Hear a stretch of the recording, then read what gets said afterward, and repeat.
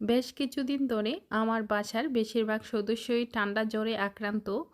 আর আমার শাশুড়ির তো প্রায় 15 দিন যাবৎ এত জ্বর হয়েছে।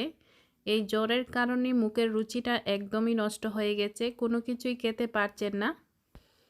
মুখের রুচি ফিরিয়ে আনার জন্য আমাদের একটা আঞ্চলিক খাবার আছে, সেটা হলো জালের গুঁড়া। আমি জানি না এটা কোন কোন অঞ্চলে খাওয়া হয় বা কে কে চিনেন। আমাদের এলাকাতে এটা খুব বেশি প্রচলন ছিল, কিন্তু বর্তমানে তেমন একটা দেখা পাওয়া যায় না। আগেকার দিনে বেশিরভাগই মানুষ এটা করত সর্দি জ্বর হলে।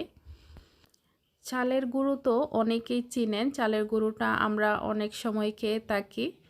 আর এবার আমি করব জালের গুঁড়া। আর যেভাবে চালের গুঁড়া করা হয় ঠিক সেভাবেই চালটাকে ভেজে গুঁড়ো করে নিতে হবে। চালটা ভেজে নেওয়ার পরে আমি আমার পরিমাণ মতো এখানে শুকনা মরিচও টেলে নিয়েছি, মুচমুচে করে ভেজে নিয়েছি। এবার ভেজে নিয়েছি রসুন। এখানে পরিমাণ মতো আমি 2টা রসুন দিয়েছি, মিডিয়াম সাইজের।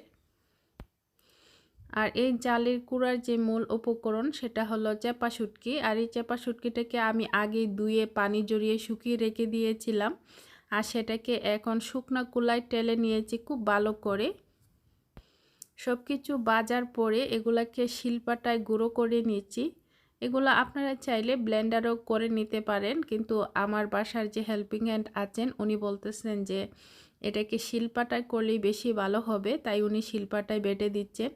আমি আবার বাটাবাটির কাজটা একদমই করতে পারি না। আমি করলে এটা ব্লেন্ডারই করে নিতাম।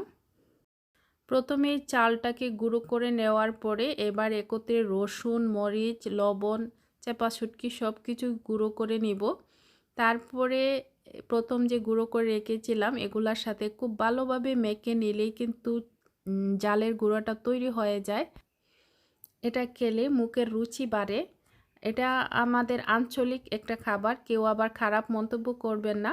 আমি জানি এটা সব এলাকার খাবার কিন্তু একরকম না।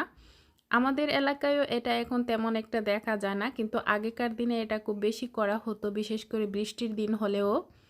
যাই হোক, আমার শাশুড়ি মাও অনেক খুশি হয়েছেন, আমরাও সবাই খুব মজা করে খেয়েছি। অনেক দিন পরে খাওয়া হলো এটা।